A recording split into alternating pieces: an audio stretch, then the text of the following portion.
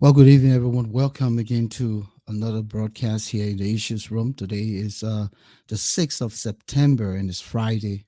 We've hit the weekend, the first weekend in September. And it's a pleasure to have all of you here tonight. Please, please, please share our link, join the show here.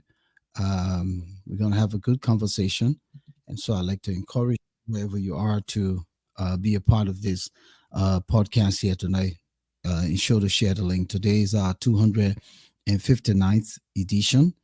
And of course, our anniversary on September 11th. September 11th will be our 3 year anniversary.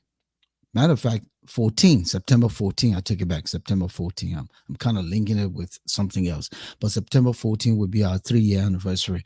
So I'd like to say thank you so much for being there with us over the years. It was a pleasure having you with us. As always, you've made it your duty to come here and join us when we come here to discuss the things that matter to Liberia, matter to the continent of Africa, and matter to the diaspora.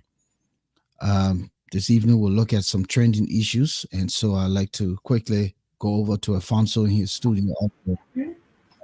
Welcome, Alfonso, tonight. Thank you, Volcano. Great to be here with you as always, and of course to our viewers. And as you said, look forward to having a very exciting conversation with you all, and also with our viewers.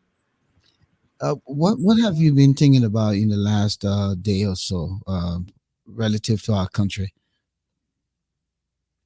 A whole lot of things. A whole lot of things. I know there's something that came up, which it is my understanding we'll be discussing tonight. But our healthcare system in general, our road network, jobs for young people, I think is very critical and is the foundation of every economy.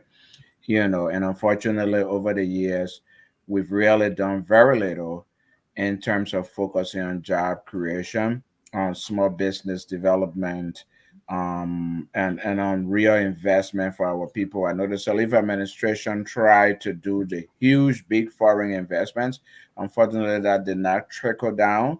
So that's a problem with the whole concept of trickle down economy. Like bring BB companies, like the big people, something when they have money, and then somehow the crumbs will drop to the poor people. That doesn't usually happen. Doesn't happen anywhere in the world.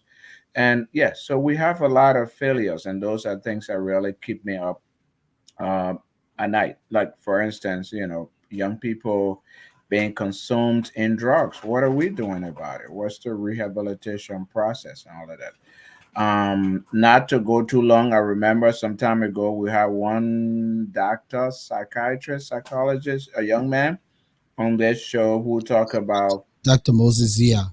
Zia, the only psychiatric facility we had in the hospital, I think was in the whole country, I think was a 15 bed hospital On Dubo Road. on Dupo Road in the whole country. So these are real critical issues that our society should be addressing. But this is what I was thinking about. Mm, Where does government come in and say enough is enough?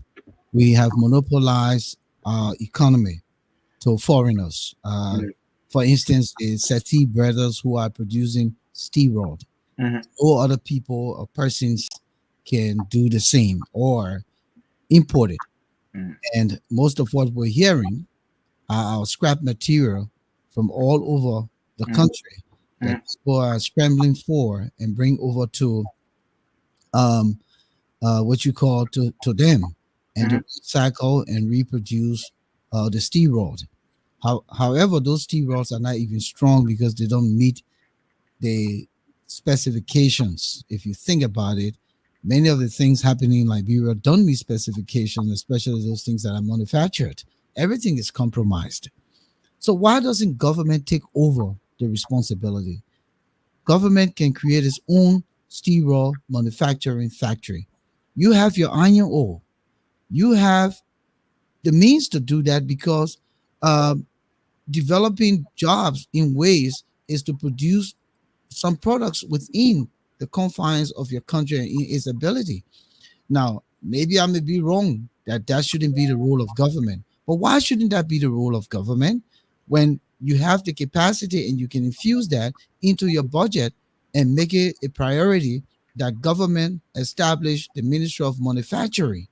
The Ministry of Manufacturing can look at critical manufacturing products and manufacture those products so that we don't have to lean on others or foreigners, and we can also export our products. We have some ministries that are obsolete that really not doing anything. So develop the Ministry of Manufacturing, right? I was just thinking about it. Mhm. And government can do that. So government can do so if it wants to, but history and the concept of democracy tell us that government should not be that governments not I shouldn't say should not be that governments have not done a good job in running businesses and manufacturing stuff.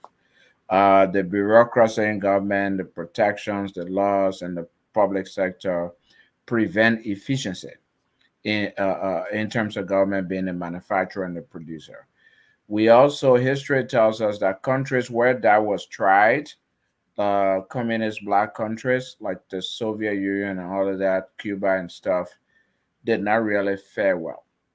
So we moved, Western democracy moved to a laissez faire business model for production.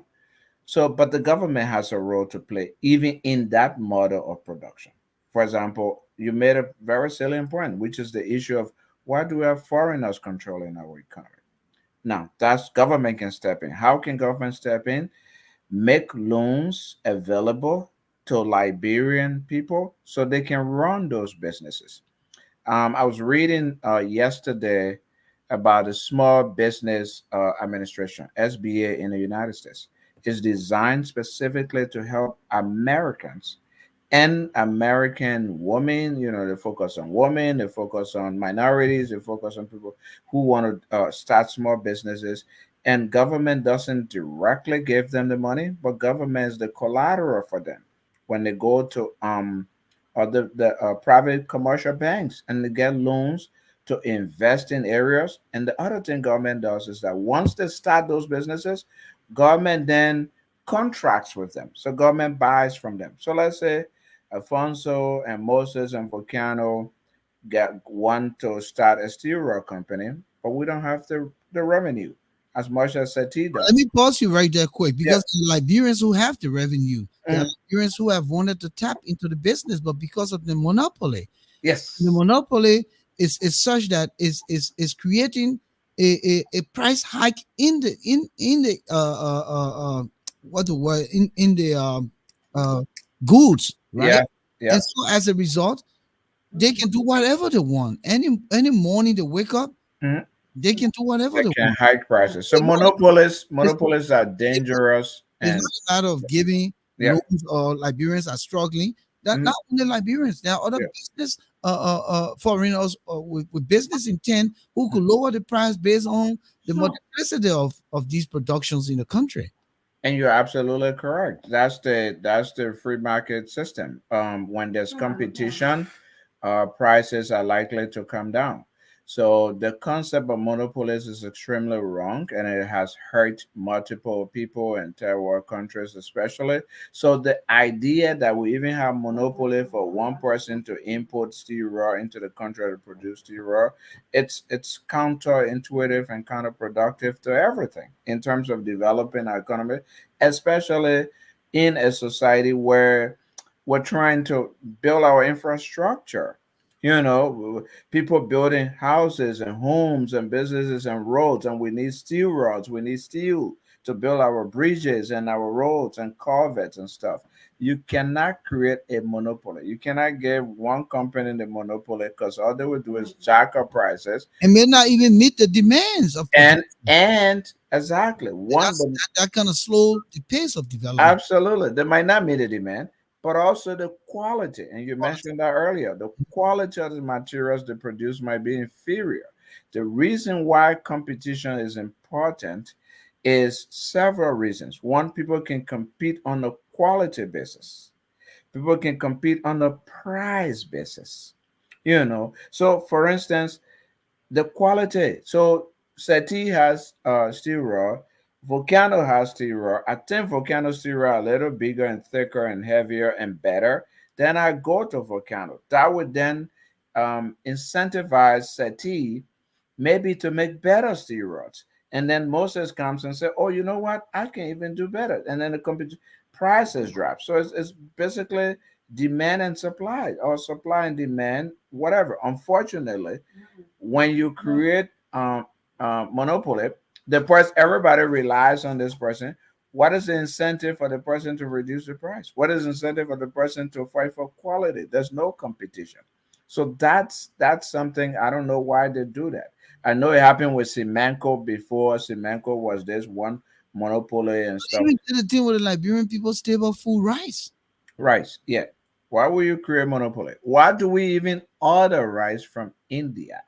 Why are we ordering rice all the way from India? How about South trade? I was reading the other day and said I just went and started researching what are the countries in Africa that produce rice. And if we were ordering from Nigeria or wherever where rice is produced, it probably would be cheaper. You know what? Because shipping costs and all of that might be less because they're right next to.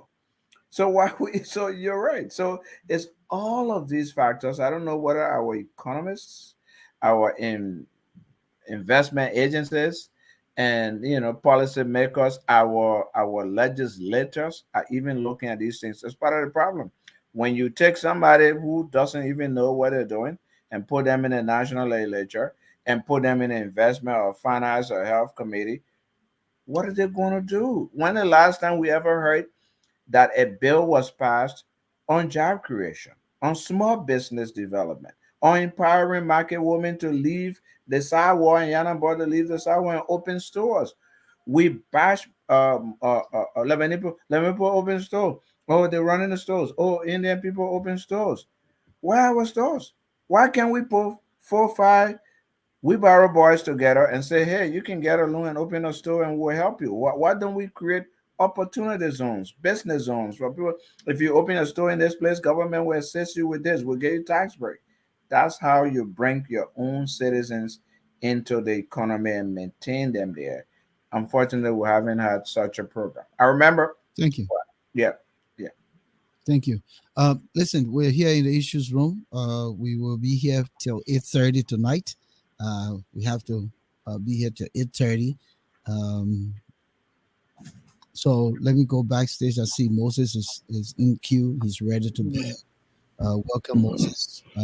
Thanks, guys. It is bring up Thanks so a little much. bit of uh, off the record conversation regarding monopoly in Liberia and whether Yeah, government could do more. But I know the conversation tonight will start off with you. You have something. Alfonso was able to send me something that could support the conversation. good discussion. Uh, let's start from there. Uh, Yeah. lay the cards out and on the table. Very interesting discussion. First, let me say I come with mixed mood. Tonight is the wakekeeping of my in-law in Liberia. Her funeral is scheduled for tomorrow. And I also come with a mixed mood because a media colleague of us died in Liberia. And the condition under which she died is something that really broke my heart, and that's why driving this discussion tonight. You know, Jorma, it is a wild practice in Liberia. People show up to hospitals, pregnant women, the destitute. They show up to publicly funded hospitals and they are turned down. Services are denied by operators of these medical institutions. The policy is if you don't pay, they don't treat you. They tell you go. They literally put you away. A very prominent member of the Liberian media, um, was treated like that. This gentleman passed out at night. I mean, not at night, but he passed out at home. I mean, I don't want to say pass out, but he became unconscious. He fell off. He became unconscious, and he was living independently. He was living by himself. He had a young man who always checked on him, who always went to the house to help him with chores.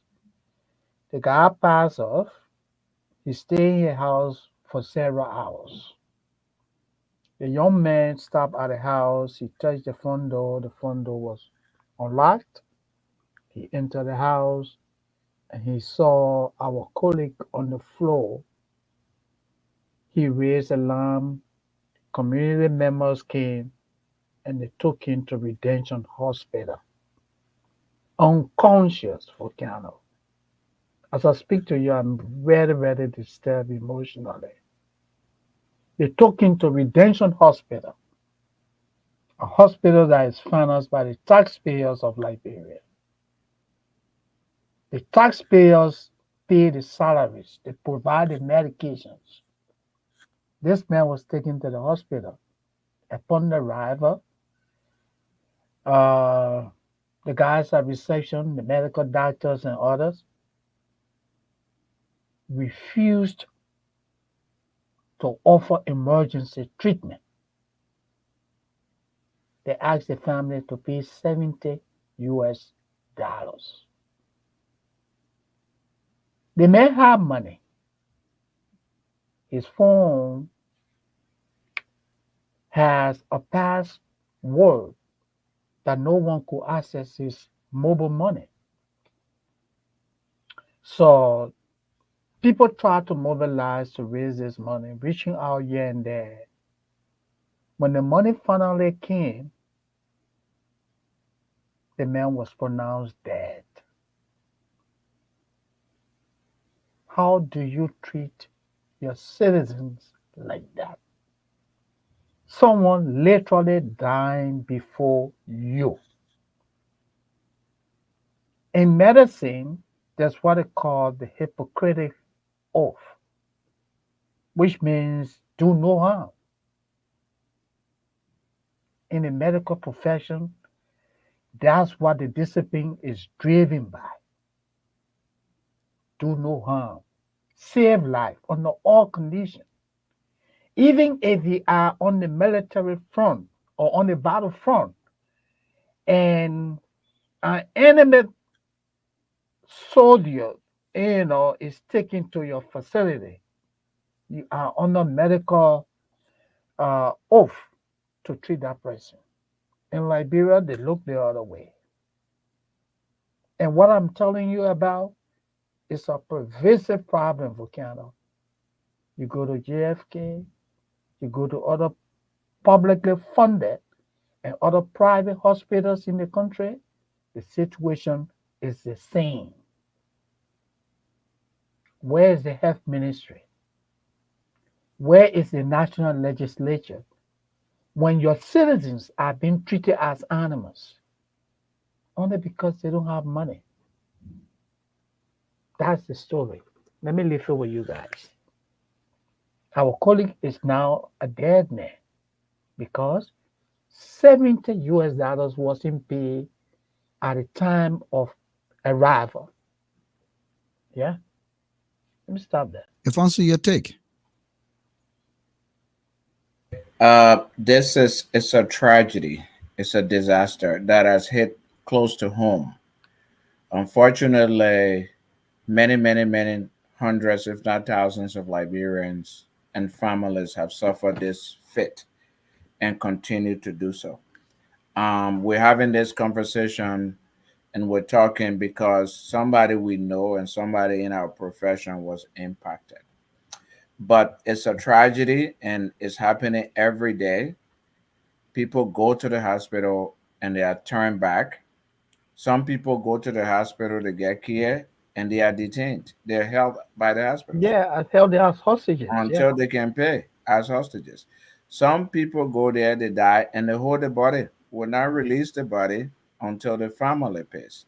Mhm. Then there's a situation of others who say, you know what, I don't have money, so I'm not going to go to the hospital. Those are the people who are not captured in the statistics. I don't have money. When I go, they will ask me to pay. So I would just sit down and just drink some leaves, some jorobo or whatever. I'll go in the bush, they will rub chalk on me. And that is a situation that requires the immediate attention intervention of our leaders. Systemically, there have been some Liberians who have said, we'll collect money and free the people who have been held by the hospital. That's good. That's good. That's a great initiative. In addition to that, I think we need to push, and Moses mentioned that a little bit. We need to push our leaders. We need to push our legislators. We need to push people. We need to pass laws. In this country, a law was passed that says that any hospital in this country that receives Medicare and Medicaid funding Yes. has a responsibility. Anybody who appears there, any hospital, any healthcare center, anybody. It can be a refugee coming from Liberia today or from Indonesia, one day in this country, and they present themselves and they have an ailment. You must treat and at the very least stabilize them, and then they can go to somewhere else for other specialized care. That type of system is needed in Liberia. Maybe not exactly the same. We also need something that covers poor people in the country. What we have in Liberia is called point of service care. As soon as you present yourself, you pay, then we treat you. If you don't pay, we can't treat you. That's wrong. Imagine how many Liberians in a country where the poverty rate is so severe that people live on less than $1 a day by UNDP and statistics. Who can afford to walk to a hospital or a health center with $100, $200, 50 US dollars, $70 in their pocket? So a lot of people either stay away, they don't present themselves, and they die in their homes, or some people they wait until they get so severely sick, then they rush them to the hospital. As in the case of our brother, unfortunately, he fell off, collapsed. He was rushed to the hospital. He had money on his phone and couldn't be accessed. That is a terrible situation that I believe every Liberian citizen, all of us, should be pressuring our legislators. And as we are in this conversation, I was looking up the draft budget. It hasn't been passed, so it's not readily available. But I was looking at it to see how much money they actually put in healthcare. It's important for us to know how much money to put in the budget for healthcare. Liberia has relied too much in the past, this government and previous governments, most of previous governments, on international whatever funding. So we may have a budget, we get healthcare only 10 million or 5 million. Then we say, oh, MSF and other people will come and do that. That's not sufficient. All right. But that's my take. So when you think about it from the perspective where we have failed ourselves and we miserably continue to fail ourselves. And why I say this is that we yelling here taxpayers' money. How many people pay taxes in Liberia? How many people, starting from the executive branch, the legislative branch, and the judicial branch? How many people pay taxes? How many employed people pay taxes toward national development? And even if those people are paying taxes through the few that are working, where is the money going? Where's the money going? Where's business taxes going? When we continue to credit to few our national budget, we're in more debt than we can gain on the other hand through taxes or exportation if we have any to export, and rather importation if we have any to import and sell back. So we are in a quagmire when you think about it. But this is what I want to say. When young people take the time off to go and stand at the LACC to chant and to challenge the police authority for a criminal who stole from them, who padded the payroll, who knowingly went on record to say, if I steal and I build a house here, and I building it here, how about the other people who do it and they carry the money abroad? Who admitted to stealing? If they can go and protest for criminals, why aren't they protesting for their own well-being? Because if one of them falls sick, what's going to happen? They're going to go to Redemption Hospital and they're going to be denied. So the places where people should be protesting, where people should be seeking redress, where people should be holding the leaders accountable, they've refused to do that because they have politicized the entire country. They have done everything to continue to keep the country backwards, and they're not looking at the way forward. Why are they not protesting for better health care? Why are they not protesting that JFK from today on, you hold anybody hostage, will come inside here and will demand them out of here? Why are they not doing these things? But they're protesting for Nathaniel McGill. They're protesting for Samuel Toure. They run to the court for the guys who were charged. What type of country is this where people miss the priority, the things that are so significant to the well being, to choose not to address those things, but to go and heal and run after criminals and fight for them instead of fighting for the downtrodden masses like themselves? That is my take on the matter. Where is civil society? Where are members of the press? They should go across the media as a wildfire. And Of course, Redemption Hospital and its authorities should be held responsible.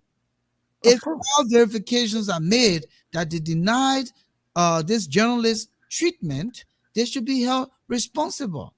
In this country and in many other countries where there's a negligence, you pay for it. Of course. You pay for it. So that's my take on the matter. People are not protesting for the important things. The media needs to make this a wildfire. The media needs to, they're the fourth branch of government, if you want to look at it, the fourth estate.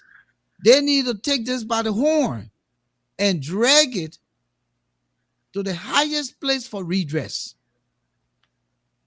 That's my take.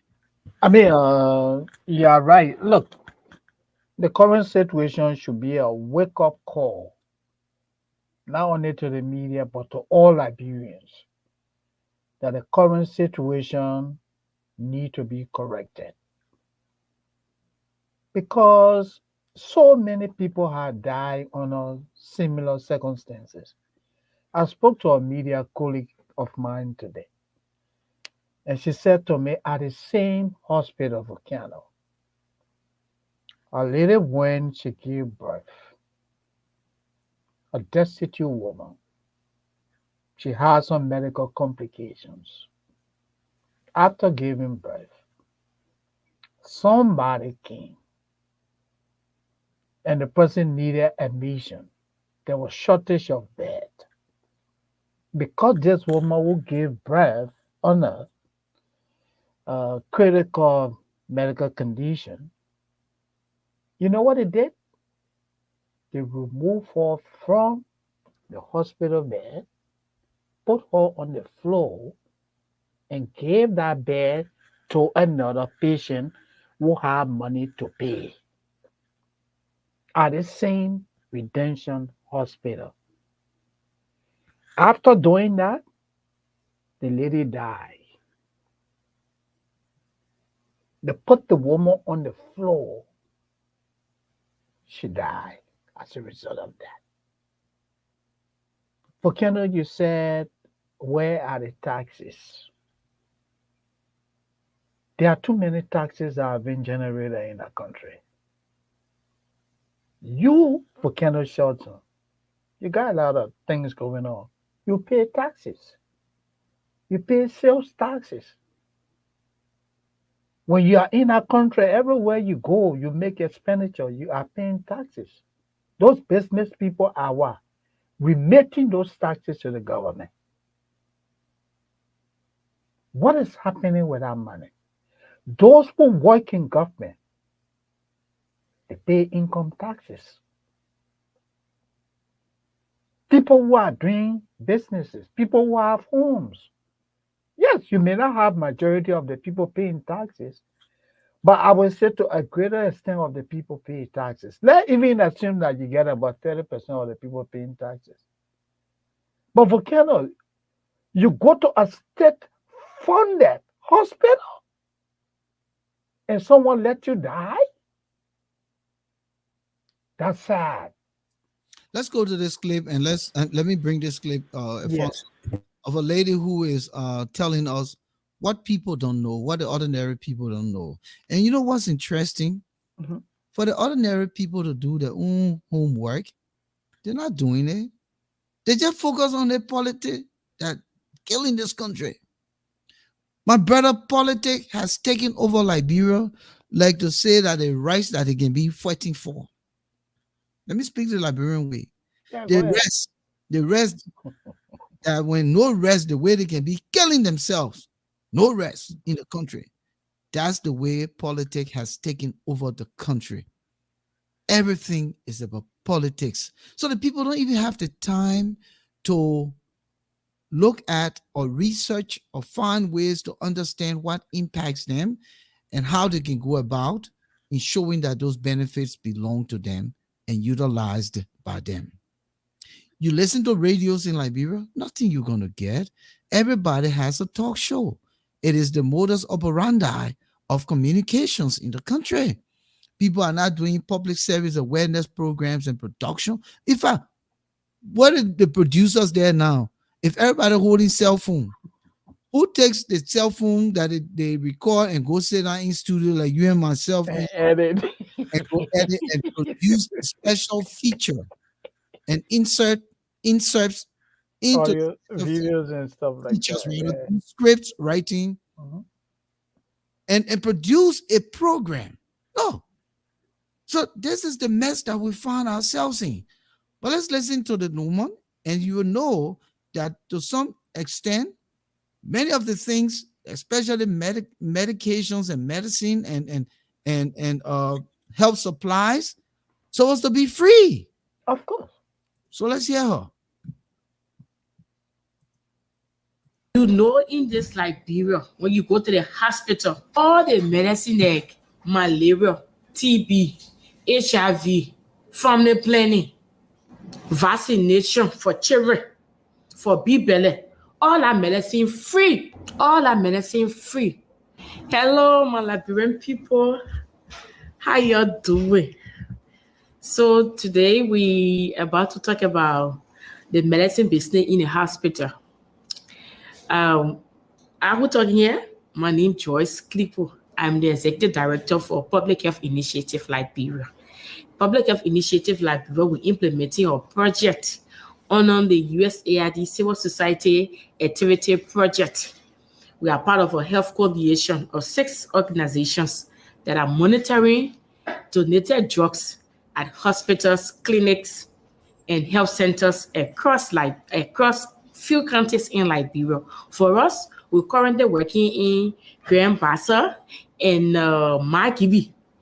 So you know, in this Liberia, when you go to the hospital, all the medicine like malaria, TB, HIV, family planning, vaccination for children, for belly, all that medicine free.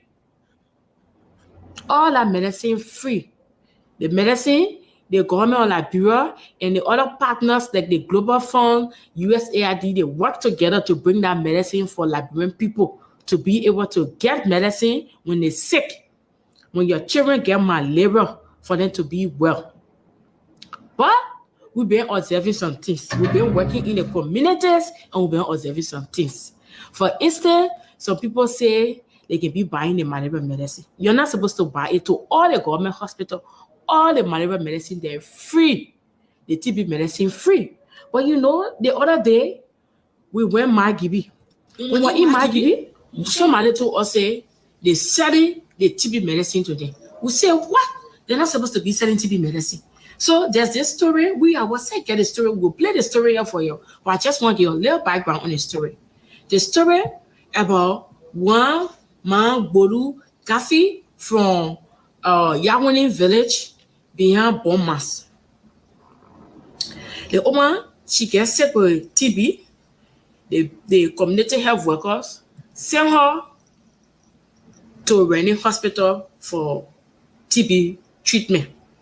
So when she got there, they do all her tests. They say, oh man, that you get TB. But you know the TB here, the medicine is supposed to be free. But right now, no medicine. So somebody get the medicine, we need you to give us money to go and get the medicine for you. That the doctor put in the hospital that no, say the medicine, they bring it there to them, or that the team doctor put in talking, say the medicine, somebody get it somewhere, they need money to carry it. That kind of bad party in the boat to people. They're not supposed to be happening. Thank you. Just share with me your experience of your family or your mom accessing the TB services at TH Rennie. Okay, so it was on January 8th, my mother and myself went to CH Rennie Hospital and a TB test was conducted on her and she was positive of the TB. When was it? January 8th. Okay. Yes. So after they did the test and she was positive, so we went in the room for the medicine. And then the doctor in the room told us, yes, James Aku. He told us that actually the medicine is free, it's supposed to be free, but government is not supplying it to the transitional period. So there's no medication there now that he can supply us. The only one he had there is for 1 week.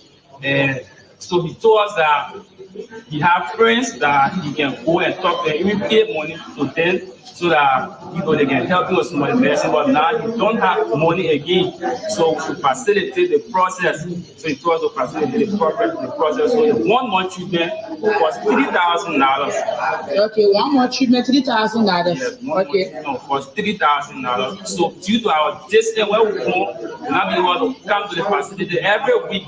So we're built on here now. You should supply us for 2 months, so we're going to pay the $6,000. So that very day, you pay $3,000, and then yesterday, which is $15, carry another $2,000. So which community you coming from again? I'm from Yawani village. It's in which district? It's in district. Okay, it's in Kakata Health District, right? Yes. From here to go, how much you can pay? One person from Kakata to go there costs $1,000. Okay. And your mom, what kind of business? Your mom doing any business or anything? Well, my mother, she's not doing anything, but she's a widow. Okay. Her husband just out here, so she's not doing anything. I'm the only big person now, helping us. And even my late sister, she's mentally ill. And even yesterday, she gave birth. And then the man, no man, other man. Yeah, no man. What a situation. So James Akwe collected the money for you, right? Did he give you receipt? No, he never gave a receipt. So did he tell you where he got the medicine from? Well, he said he didn't tell us the exact place, but he told us that he have friends, other people that he can talk to, that can supply him. But the supply that government they bring to the facility, government is not bringing it. Okay. So thank you for sharing with us your story on how your mother is accessing the TB medication. We'll be getting back to you. Thank you. The medicine should not be sold. It should be free of charge. It is paid for by the U.S. government and Global Fund, and that medicine should be free of charge. No one should collect money from you to give you TB treatment, malaria treatment, HIV treatment, or family planning services. So we will investigate it and we'll get back to you. And the TB medicine, you're supposed to take it long. You're not supposed to break inside. The TB medicine is supposed to take it for 6 months. That the way TB will leave your body. But they give her medicine for 1 week. They play Magboru living air. You can take car 2 times. Many days, no car there. You got to walk. And when TB be between people, they can be sick. They can be tired in her body.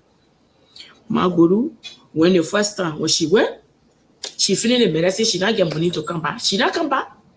The second time she came back, she got the medicine, the money. She bring the balance. She bring first now $3,000 she brought. The second time she brought $2,000. So they gave her another medicine for just 1 month. Because why? They say man, but not bring all the $18,000. The problem, we identify it. We told the doctor, the big doctor for the Rennie Hospital for the Kakatan health system. She said she's going to take care of it. Or my brother say they take care of it. They say I'm going to take care of. Stay. They not give her money what she spend, they not give it back. You think that any kind of good thing they did to my good do like that?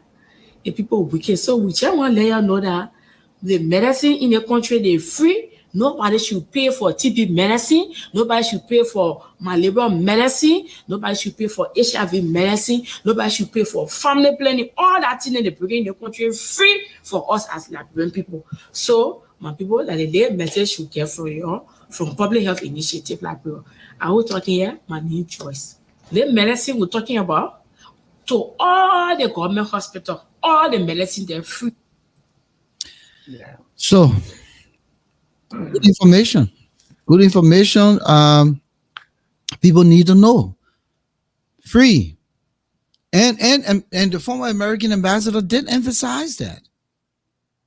We are giving millions and millions of metric tons of medications to this country, and people personalize them, open their own little clinics, open their black bag doctors, and they go all over the place and sell the medicine to the people.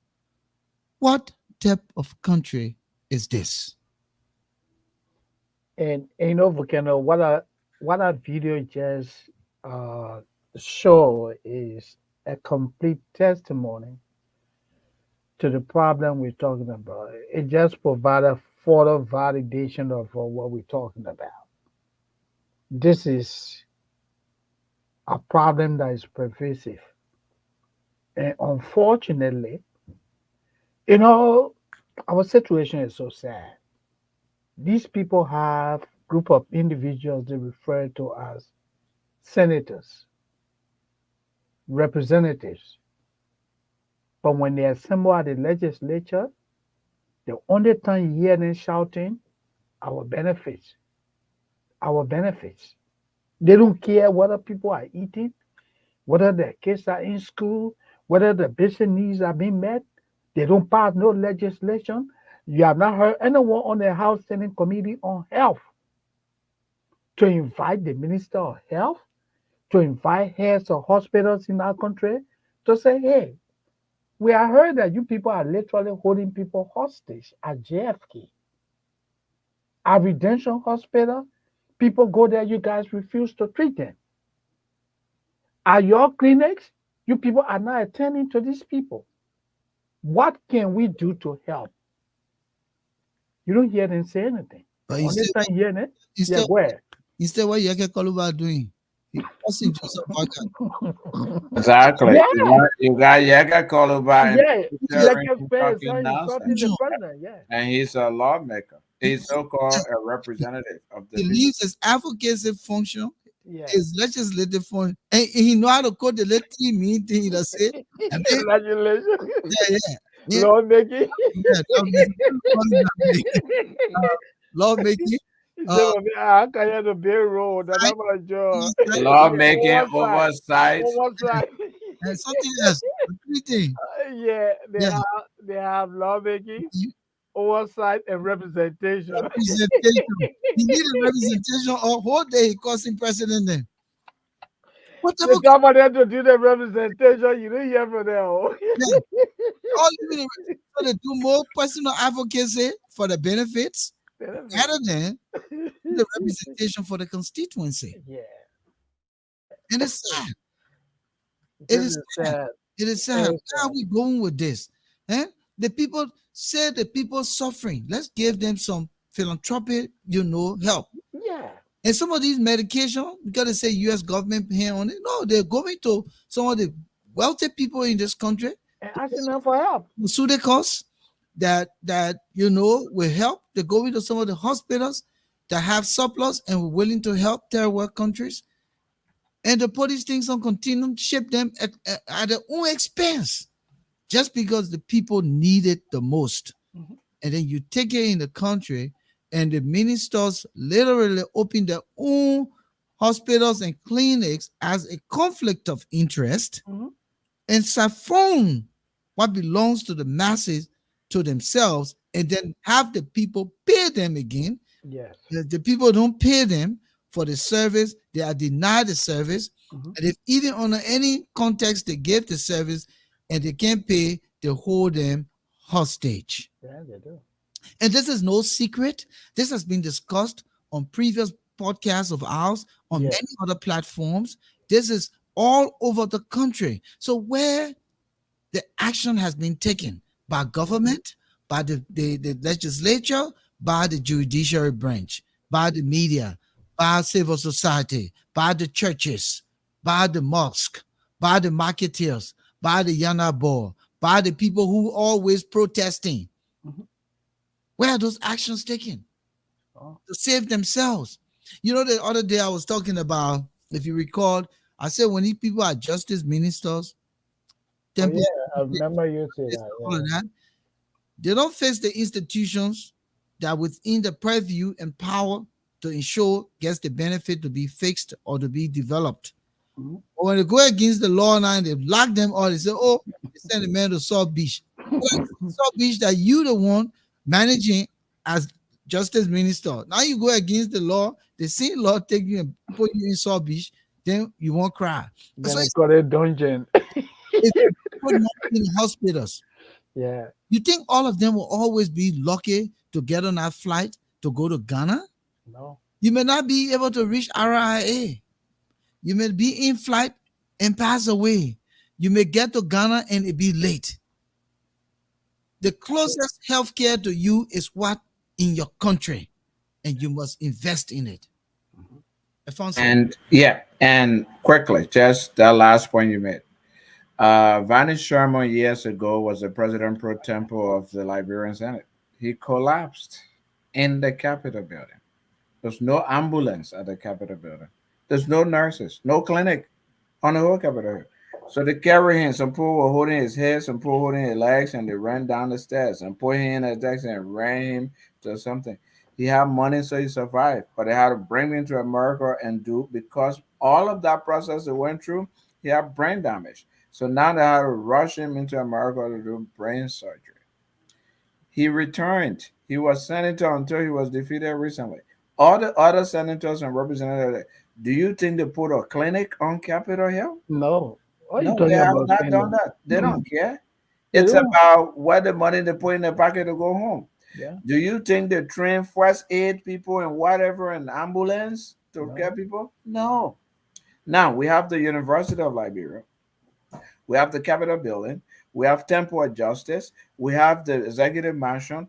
All the things right on that one Capitol Hill. Yeah. You think they will How have? about the great University of Liberia? You forgot Yeah, to tell you? yeah. University of Liberia. I thought I mentioned it. Then you got Stella Maris now. Sarah, Then you got Foreign Ministry, thank foreign All the minister. people right there. information. Thank you, my brother. Do you think they decided, oh, let's put a clinic? Let's put something here so if a student, Not if a let legislator, let let get a fire station fire in truck place. in this Yeah. community, fire station, do you think they thought of that? It's in the budget? No, it hasn't been. That's how negligent these people are. Now, Gwen made a very important point. Pregnancy has become a death warrant in Liberia. When a Yeah. woman is pregnant, you just come and die right now. Yeah. Just pray to God. And to piggyback on her point and support it, I was just looking at some statistics. Liberia's maternal mortality rate is 652 women per 100,000 live births.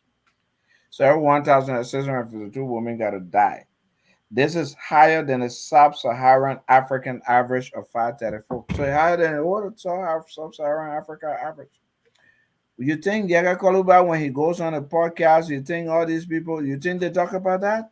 They don't care. That's not their issue. But these are the people we keep electing. You talk about Volcano, you talk about politics taking over in Liberia. I don't even consider that as politics. It's stupidity and it's nonsense and it's ignorance. It's not even politics. If the Yaga Kolubas of the world and all those people are our politicians, then we finish. But we need to you also talk where is civil society, where's the media? That's important. We need counter programming. We need counter programming in Liberia to counter what these criminals are doing. So you have Nathaniel McGill steals millions, and then he gave people a few dollars to go and stand in front of LACC, sit down, investigate the man. A counter programming will tell the people, well, you know the money he stole? That's why I killed your sister, your pregnant sister, the other day. Because he stole the money, because he stole the medication. When your sister was rushed to the clinic in West Point, there was only one nurse, no doctor. There was no medication. That's why your sister died in West Point. We need that counter programming. And that's where civil society needs to play a role. That's where the media needs to play a role. That's why sometimes I get a little upset with myself, many agile people. When we go to Liberian, we all we do is just give media people things without even looking at what they're doing, whether they deserve the things we give them in the first place.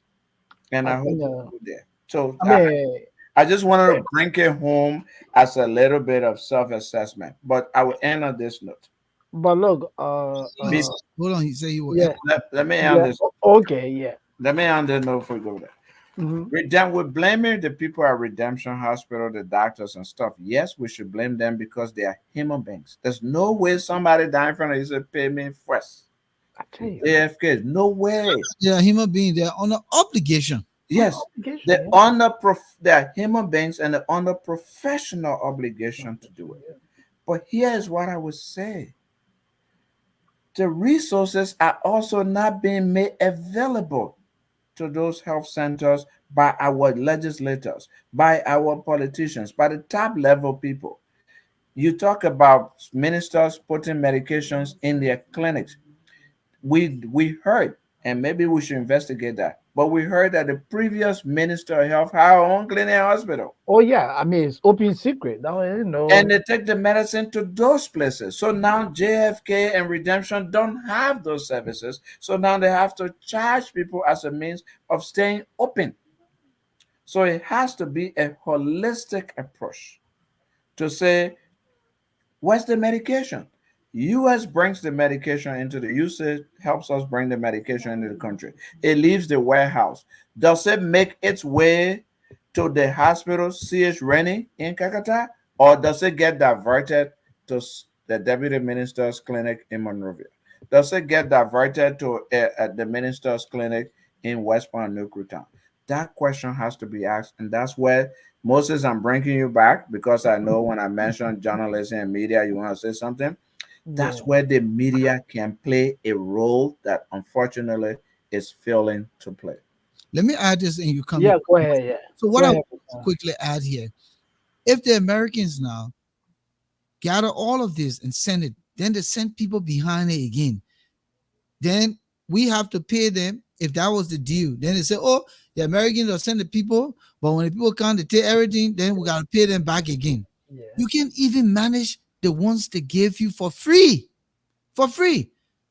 For free.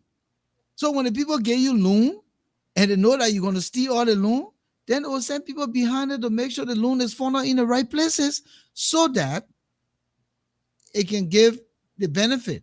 But they have to pay the people who come in to make sure it happen out of that same loan because you have shown to them you cannot manage the loan on your own. of course. And the intended purpose will be defeated when all goes into people's personal pockets. Yeah. That's the point I want to drive. No, you right, Volcano. Look, our situation is just a sad It's situation. a sad situation. Very sad. Man. And, can you imagine you're hungry and your neighbor say, "Look, man, here is a cup of rice for your children," and your neighbor realizes that instead of taking the food to your children, you took the food somewhere else. And then the person said, "Okay, you know what? They may he got a problem." And then time I help the family, I myself will cook the food and carry it to the house. It means that you don't have control of anything. That's the situation with us. People go mobilize resources, funding. They give it to you for your people. Then the first thing when the people reach to the hospital, they they make prescription. They say, go to that clinic in Nukutan. The people got the medication you're looking for. That a clinic, you're sending you to. Oh, go to Eater pharmacy across the street because they are in cahoots with Eater pharmacy. When they get the drugs, they take it to Eater. Eater sells it for them and get it. He take his cut, they get that cut. I'm only using Eater as an example. It tells you how terrible our situation is. And look, let me be honest here tonight. I think President Joseph Boakai, he cannot tell me that most of these terrible things that are happening in our country, he's not aware of them. That's why I said the other time, at the level of the presidency, there are a lot of discussion that goes on. The Minister of Health cannot tell me that she's not aware that people are being denied services are publicly, not forget about private hospitals, are publicly funded hospitals, especially JFK, where people are being held as hostages. She can tell me that she doesn't know that. Has she taken that to cabinet to say, hey, our colleagues, Mr. President, this is what happening as a government. Well, let me quickly understand Yes. something here. The very current health minister, Yeah. I heard, is the wife of a famous doctor, right? Yeah, I think what Dr. Polo, right? And they have Dr. Polo, yeah. their own clinic or something. Yeah, they got their own clinic going. So now come to interactive. Why do we go after the people who they celebrating all over them? No, No, man, our situation sad, my man. the minister, Yeah, right? yeah, forget her. Alphonso, you can hear me, my man? Yeah, just to buttress you, right? Yeah. We keep with say, I'm hearing you. I'm hearing you. Go, John, we are go. Then we'll come and repeat the same problem. I'm a health minister now. Her husband is Dr. Poto, and I know Dr. Yeah. Poto has a whole medical clinic. Yeah, man has their own clinic. Can I come to interact again, my man? It's real conflict interest. So I wouldn't say it's Come on, man, don't start here conflict. again now. No, hold on. Here is how it happens. We Okay. can't before Alright. people join government, you can't prevent them from having a business, from doing a profession or whatever. All right. Yeah. What the law says is once it gets to that point, how do you then prevent it? So there are mechanisms in the law to prevent that. Okay. So I remember now, that's where we as journalists should play a role. We should criticize and investigate. I remember when she went for confirmation hearing, that question was asked. Yeah. Your husband, Dr. Poto, has a clinic. You work in that clinic. You were a partner. Now you become a health minister. Isn't that conflict? How will you do? What will you do it? Uh-huh. Her answer was, I will withdraw from it. I will not participate. We'll do that. We'll put in the trust. We'll do whatever, etc. Now, we need to now go and confirm whether she's doing what she actually says she would do. The other thing governments do, as you see here, at the health department here, justice department, they have people, ombudsman and other people, there's another name, who actually go and make sure that those people are performing their tasks, and those are independent officers. And we have those structures. We have to insist that those people do their jobs. But there's no way we can say Volcano was a journalist or is a journalist. He ran a podcast. Therefore, Volcano can never be LBS managing director because he could divert resources to his podcast. We can't say that because So LBS managing director should own a personal radio station and be LBS managing director? no. And So that why? relationship So is no, being no. built with the government. No. So what you do is, if you become LBS managing director, you can do one or two things. You can divest. Yeah. You can Get out of the divest from business. it Yeah, and say yeah. you can put other people in charge where you don't have a role, and then it has to be monitored. Then you passing thing on the table. Well, if but you I wanna pass it on do- the table, then that's corruption. Then you can be held for that. But you can't say that Volcano, because we want trained journalists in the area to head these agencies now. We can't deny Volcano because he had a radio station before. Just within the context of Yeah, just within the context of the Liberian setting. yeah. The corruption is so pervasive. Charles Nutter owns Radio Monrovia. Then Joe Barker decided America go to LBS. Yeah. That you know about radio station. What they see like diverting a little money to a radio Hold on to station. say, Mr. President, the optics now is Yeah, it's not bad. everyone would think that I'm taking from me Yeah. something else. Yeah. But you literally take over something when you know you got something that compromises you, and then you say you take yourself from it within the Liberian context. For real? Only here you can take yourself from it, and we know you took yourself from it because I bought on you. Over there, well, look, I tell you again, everything that people are looking for is the undermining aspect and not the nation building aspect. That's what people are looking for. Politicizing everything. politics taking over, and they don't look at the nation building aspect. They don't look at the truth telling in that country. And that's why we have to say to ourselves, if you know you're going to be compromised based on an appointment, do due diligence, do the right thing by refusing that appointment because of the optics. That's my position. I mean, it puts you in And a that real is a difficult. salient position. That is a salient position, and people should do that. Because there's another thing called perception. Perception is Okay, not that's a good one. Yeah, necessarily true, but it's when people think something and believe it, it's difficult to disabuse them. So, but yeah, perception is an important point. However, I will say let's not just run on perception. Let's actually implement the law and do what we do. So you have heard in this country, they say, oh, what's the other name? Not just ombudsman, but there's another name. It's just slipping my mind right now. I'm blank. This person at this justice ministry or whoever investigated today and said justice minister, the prosecutor here did this, the healthcare person did this. The point I'm making here, we have those people, we have those officers, but so we cannot say the person who had a dumber mind before must never ever go to planning because his experience running a dumber mind might be useful. I mean, sorry, lens and minds. Mine, Because experience running a dumber mind might help the government. So, say you own a dumber mind, you own shares in this place. Can you diverse? Meaning, can you sell your shares so that you are no longer, or can you turn the company over, or whatever you got? Can you put in blind trust? Those are things that are provided for not just in US law, but in Liberian law as well. Our focus as advocates, as journalists, as citizens should make sure that the laws are implemented, or else we'll never have a Moses Sandy or a Volcano Shelton running any public operation that has to do with media, or Mose Yagbawolo, Dr. Yagbawolo, now becoming a health officer for Sano County. We'll never do that if we say those things having something before disqualifies you. That's the only point I want to make. go ahead, Moses. yeah. Coming back to what But we're just saying. before, but just Yeah, before, go ahead. Yeah, let's just go to intermission. Then I'll come back to you in queue. sure. You just joining us. Welcome to the Issues Room. We're here tonight with our 259th broadcast, and this evening we're discussing what is being done at our healthcare facilities, public healthcare facilities, with regards to not treating people on the basis of money first, then next the service, even if the person is on the dying bed. Bad practice, and one of our colleagues in the Liberian media is deceased as a result of this bad practice. We're looking at the reason why these things are happening. The conversation here tonight is a great one. We encourage you to call in. The number is 404-272-2808.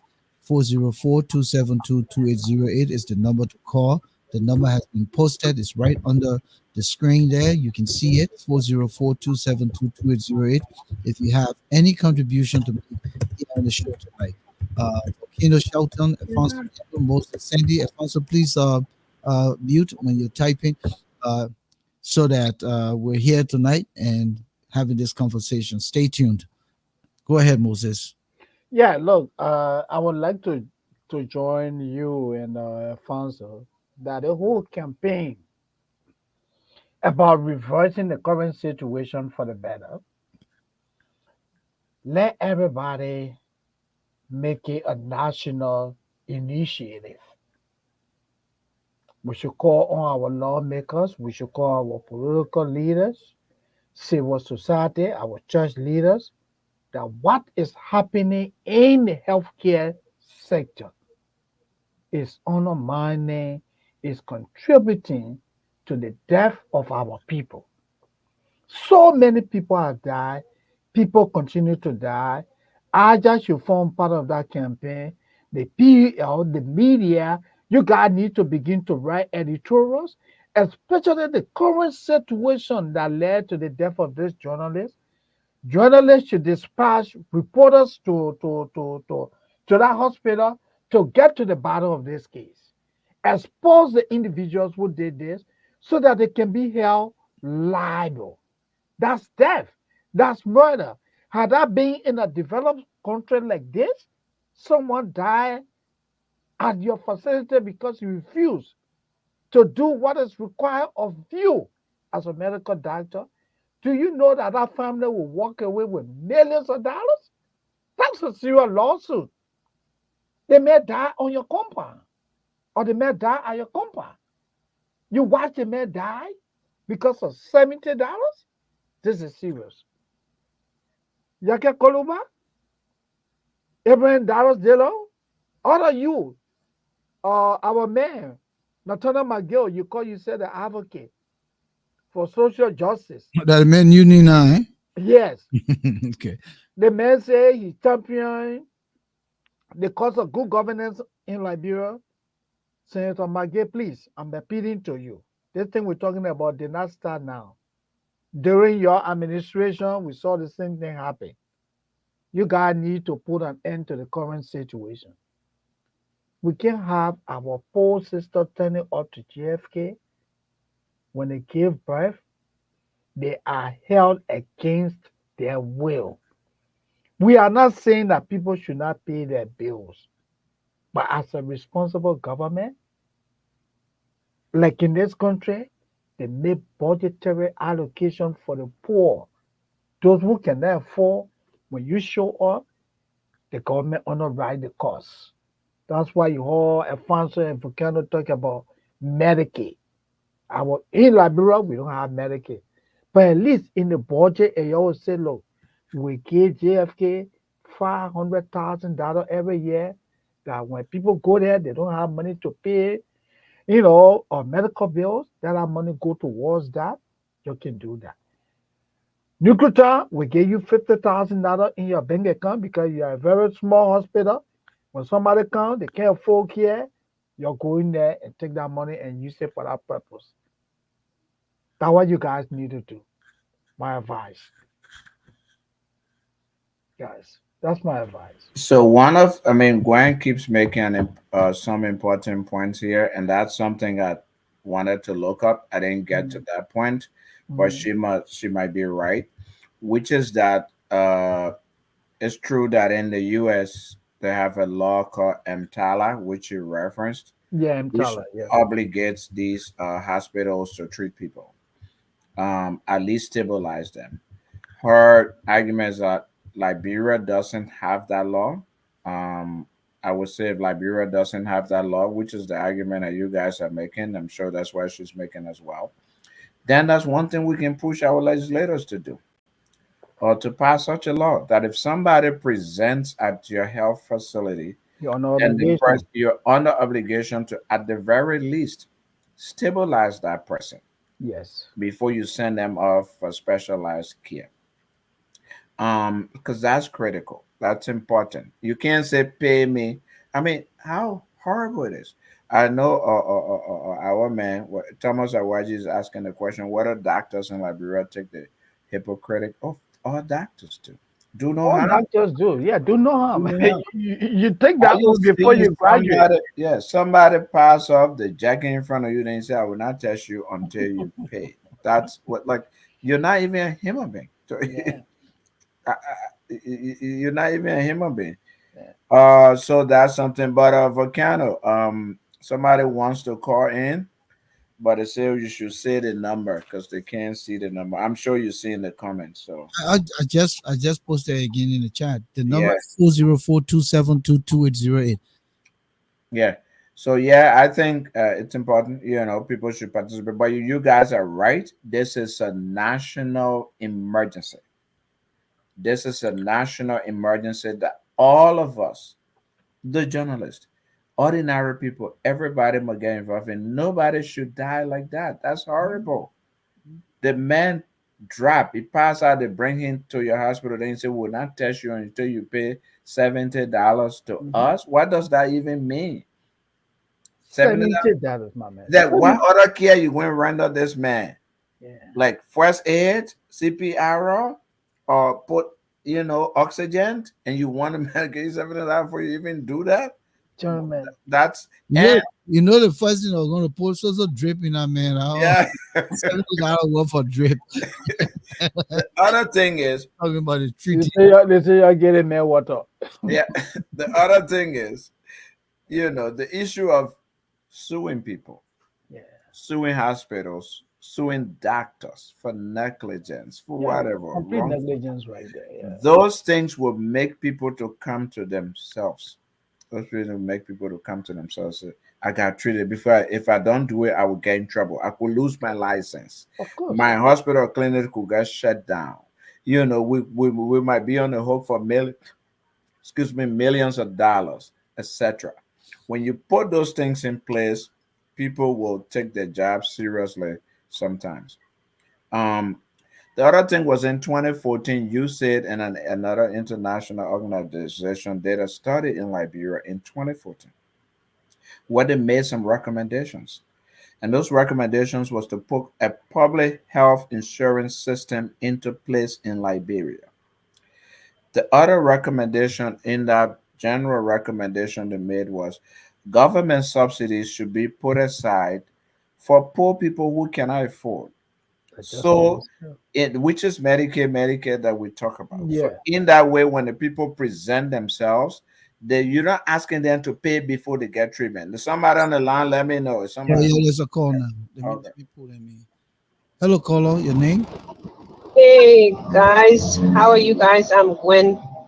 Hi, Um, Gwen. I've been following the discussion. Thank you. Thank So you. I'm sorry, I'm on the freeway with my husband, so just in case I lost you.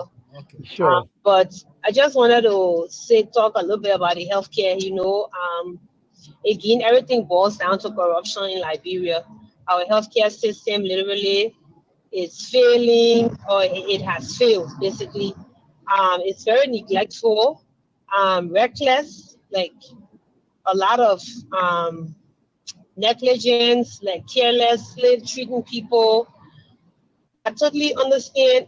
And people will say, "Oh, you guys talk down to us," but this is not about talking down. This is about taking our job seriously.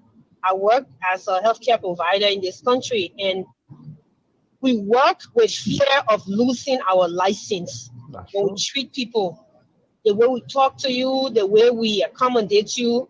We try to do our best because when people are sick, they are at the vulnerable point in their life. When people come to the hospital, they're vulnerable. Um, I always say I chose to go to work. If I don't want to go to work that day, I can call in. Or if I don't want to work for that company, I'm comfortable with my career. I can switch my jobs and stuff. I don't have to be there to be mean to people. But healthcare is very, very like careless and reckless. In as much as our nurses in Liberia, they do a lot with the little they have. But the profession got to step up a little bit, and all of that too is also due to the lack of like regulations within the healthcare department. Because every year, the education department here require us to do our education. They require us to renew our license. Before our license can be renewed, we must have certain amount of education. I will tell you, just the last 3 weeks here, I will tell you, my husband is right with me. I was taking off my schedule to work. I didn't work for almost 2 weeks because I didn't complete my education. Now, this is something that I've done for more than 20 years, so I know it off my back to back. But the people still want to make sure you know what you're doing and you stay up on top of it. And those things are not being done in Liberia. There's no regulations, literally. And another thing that's been happening quite recently, a lot of pregnant women are dying in the hospitals. We're not talking about dying behind the house in the midwifery rooms and stuff. We're talking about in the hospitals, and they don't want people to talk about it. Like there are nurses there that have been calling them out on it. They are upset about it, why it's being talked about. Now, if people can die in the hospitals like this, then what happening in the midwifery and clinics and stuff that's not being regulated? And this, like what I was even saying about the minister of health, we keep doing the same mistakes and thinking that things will improve. You don't have to be a doctor, a medical doctor, to be a minister of health. The person got to know about administration, policies, development, and all of that, and not just healthcare. Not because you're a doctor. First of all, Liberia, patient to doctor ratio is very low. So why would you want to take a doctor from the active practice field to put them in an administrative role, you know? So these things are some of the things our leaders are doing, and things will not change when they, I always say the top of the head, the fish head. If it's getting rotting up there, everything will be rotting under it. If our leader, our head leader, if this man is interested, because he himself comes to America all the time for his medical. Gwen? If he start going to, Gwen, yes, just hold. Let me put this caller EQ and come right back to you so you can close. Just hold. okay, Uh, the caller from 401 number, please hold. I'll come back to you. Let the caller earlier end the conversation quick. I'll come back to you. Go ahead, Gwen. Go ahead, Gwen. yeah. If you, I mean, the healthcare system is not even competent to take care of our leaders. How are leaders going to fix it? So our people need to require more from our leaders. Basically, that's what no hospital or clinic is functioning on a voluntary basis.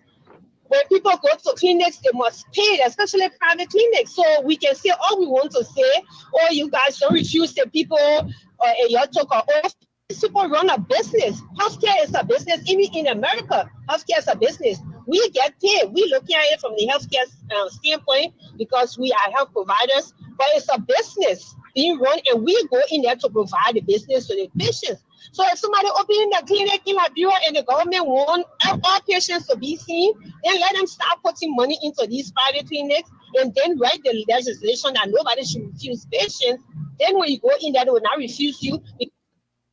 A piece of bill that I'm going to send my bill to the government, they're going to pay. And that's what the hospitals do. Yeah, if they see you for free, they send that bill to Medicare, and Medicare takes care of it. It's not done for free. So you guys, thank you for the show. Thank you. That's a good point. Thank We'll you. come back. Let me go to the other caller. Yeah, the caller from 8737. You're live. Hello, caller. Volcano, can you hear me? Yeah, you're live. Go ahead. Yeah, yeah, man, great show today, man. I mean, the topic you guys discussing today is very important. I mean, like you guys were saying, like, bro, they just talk about politics, they don't even discuss something like this because, I believe maybe they think, like, bro, when I be invested, that's why they don't discuss something like this. But I think it's very important for, for other medias, to discuss some things like this to the people so they can understand. But not every day just talk, man, politics. Look, for me, look, I think Alphonso was saying that. No, the law, we should follow the law. The law does not prohibit her from working in the government, right? But my problem is where it will become conflict of interest if maybe, for example, where the previous Minister of Health was doing, taking her medication, less pharmacy. If this other current minister is doing that, then I have a problem with that. But again, that's the job of the ombudsman. Hopefully the ombudsman can be able to do this. Look, we have to hold people accountable, those who are responsible. Instead of just blaming the president for everything. Oh, the president needs to do this. The president needs to do this. That means we're trying to create the dictatorship or they type of presidency we're trying to create, and we shouldn't do that. That whole bureau, departments or ministries responsible, those who are supposed to do their job. Because the president will not be everywhere. You don't expect the president to go and know what's going on in the hospital, in local country, or inside of what's happening there. The president will not know. I want to have ORC and ORC and all like that to monitor all these things and stuff in various counties. So we should be asking those people why people are still paying for medication where it's supposed to be free. We should hold them accountable for that. Thank you. Because if we don't do that, we just won't blame the president. Then people will not do their job. They'll say, "Oh, I don't care. When I do it, they will not blame me. We just blame the president. Everything will just go on the president. And it shouldn't be like that." Thank you. Thank you. All right. The president hold the people. The president people not doing the job. He should fire them too. Of course. He fired, and then everything will go on him. But also, Gwen says something, and this is the last of the conversation because we're leaving here at 8:30. Yeah. So you guys observe the time. Mhm. She said something, and you kind of nodded your head and wanted to. Yeah. No, oh, wow, what are you to ask her? What I was saying to you ask her, but go ahead. she said was, and I think it's a fact that people open personal private clinics, people go to medical school to open their private practices. And my brother, they have the right now to treat you if you don't have the money. But because the system now is designed in a way that even if they treat you, it didn't get all, they can send that bill somewhere because the government is capacitated to cover some of that cost. That's where they call what they call the compromise of the bill.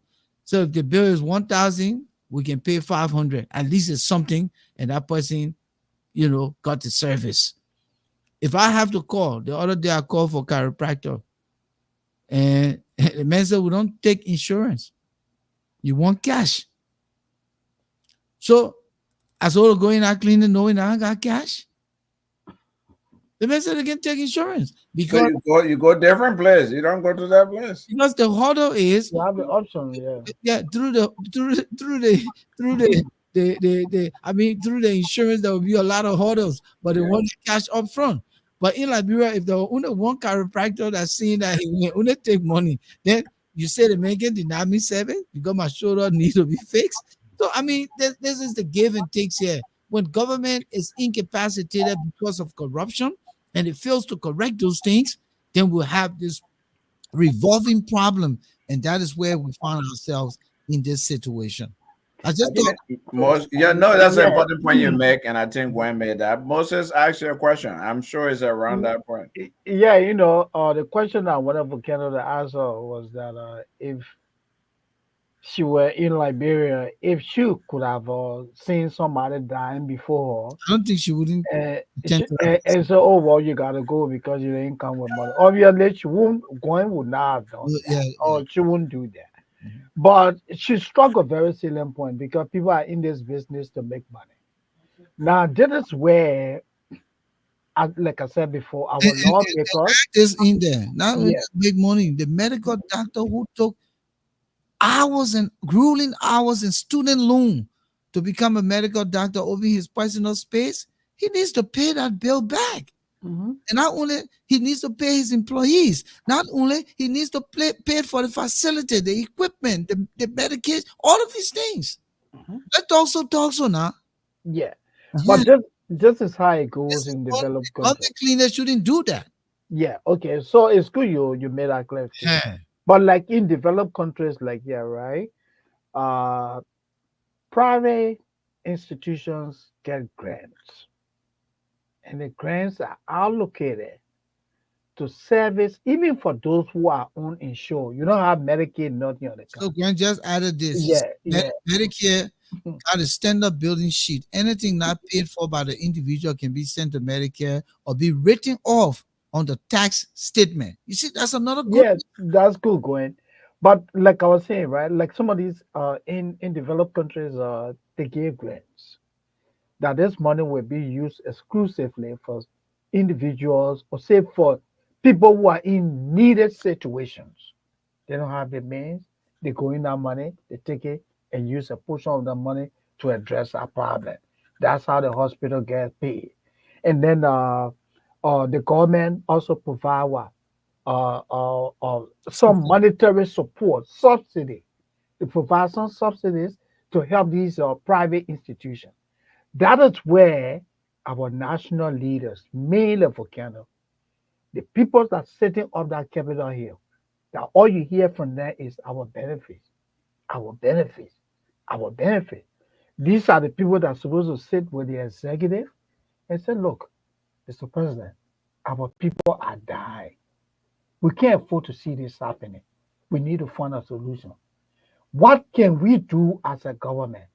You sent us a budget of over $700 million. What can we do to help these little clinics, these little hospitals, to help those who are in crisis situation? Yeah, by increasing that part of the budget. Yes. That's why they have the oversight. Yeah. Okay. But let's watch the timeline and wrap up. So real quickly, the wrap up and everyone.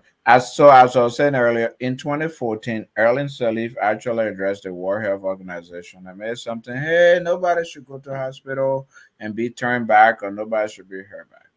Based upon that, UC and JSI, which is a researcher, did a study in Liberia, and it came up with the same thing we're talking about. Government should put money into the budget to healthcare institutions to create a national insurance program such that people who can afford can do that, and that program should go to public hospitals and stuff. Like, yeah, a public hospital will treat you. Gwen's right. If you go to a private hospital, that's a private facility. They need to make their money, they need to pay their bills, they need to do whatever. But if they receive Medicare or Medicare money, they will have to treat you. That's why Amtala comes in. I want to make this point very quickly to say that we do have a blueprint already developed in Liberia, and um, our politicians should look at that blueprint. And so the focus of the world, who want to, the representative focus, I don't know what it means, I forgot whoever it is, the representative, what his name, Yaka Kolubas of the world, those people, we should encourage them to look at what currently exists. There's a report. I mean, I was told a story. I don't know what's true. There was a certain minister of postal affairs who came and met with the postmaster general in America, and he said, "Oh, we want y'all to help us to do a blueprint for all to put numbers on our homes and all of that to something." It said, "Mr. Minister, have you heard this book, the title of this book? Have you ever heard this title?" He said, "No." They said, "Well, we already did it. We did it for the whole West Africa region, including Liberia. Just go Google and read the book and read it. Then you We will teach know you that how to do yours. then you will know how to do your stuff." That's exactly. There's a blueprint there already. Let's urge our national leaders, including Minister of Health. That's why you are there, my sister. Do something about it. But I'll end on this note. Thank you. Thank you. Gentlemen, Yeah, that's great it. conversation, I think. And do you want to spill the bean now? Because we have just about 2 minutes to go. Alfonso, you were the one who had the conversation locked down. So you want to make that presentation? Yeah, Because go I have ahead, things to do quick. Alfonso. Oh, I have Pastor the Moses. Okay, I'll do that. So our, very committed listeners, as you know, we've been announcing to you for some time now that we're trying to change the schedule. That beginning September 10, we would have gone up, September 15th. after, yeah, third, we would have moved to a schedule once a week on Sundays, at a time 3 p.m., because we wanted to reach you at a good time, but also reach the audience in Liberia. We've been discussing it. We've been working on it. It's actually still on the table. However, we are experiencing some challenges amongst ourselves and also technical issues as well in accomplishing that. So we want to say to you here that we're not sure, we're not confident that we'll be able to move to that schedule, and we're also not sure that we'll continue on Tuesdays and Fridays as we've been doing. So we wanted to we're still working on it. We hope that we'll do it by that time. But if we are not able to do it, we'll let you know. So what this will involve might be we move to the Sunday, as we have been telling you, or we might take a step back, go off the air a little bit as we restructure. But we definitely appreciate you, and we're hoping to return to you, and because you've been supporting us all along, and we wanted to let you know of this. Our goal is to stay on the air, and we're working on it. Hopefully it works out, but nobody knows the future, so we just want to let you know. And Volcano, Moses, if you want to add, No, definitely. no. Again, like you said, there's a Just potential your that the output. Sunday broadcast may not happen on the 15th at 3 o'clock. Uh, Again, we might be going off the air for a period until we can really get everything sorted out, especially with the schedule that will meet, our audience here and the audience in Liberia. So that's about it so far. So again, it's sad to say this, but all of us here have an obligation outside of the issues room, and sometimes these things kind of, you know, come in a force that we cannot control. And so we're working hard, very, very hard, to see if we can continue the broadcast, whether we change the day, whether we change the time. um, but it's just not feasible for us to push through something that we continue to stall on. So we want to find it very feasible, conveniently for our schedules, for our resources, and everything. Mind you, we've been doing this out of pocket, and this is not your Facebook regular. You just put your phone on, you talk. We pay for the studio. We pay for the services to do our flyers. We pay for all of those things, and so there's a lot of other things we need to consider. And for 3 years, coming up September 14th, 3 years, we've been doing this without coming here and putting out SOS like the other people saying the Cash App, the this, the that. So it's time for us to take a step back and really review things and review it in depth, especially the time, the day, and the resources to fund the issues room going forward. Thank you. Thank you. Volcano, Riverside Process, he's calling. No, I'm not taking call. I got No, we're about to roll out. Yeah. Yeah. got a meeting to call. Thank you, guys. Thank you, everyone. Thanks, everyone, for the opportunity to be here with us. God's willing, we'll be back on Tuesday, same time, 7 p.m. Thank you. No, nobody find no una job in Liberia. Begging here. I'm begging you here. Mose, Gwen, no, Gwen, no, Gwen, no, Gwen. Mose, Gwen signed the MOU. That's the reason why. I said, the people said no, I want need. Oh, yeah. Baga no, I want need. Said, Mose and Volcano going work on the No, 3 no, billion Gwen, MOU. No, Gwen, Baga no, I want need. Said, your job. Oh, man, you want to tell me you're not in the photo? Yeah, they said the issue room gone to Labro. No, the way Aja went to Liberia issue room. Then at 3 Aja men will left right away, bro. Yeah, they took all the Aja executives. We're looking for president and vice president right now. Thank you, Gwen. So they said that the issue room will close it down too.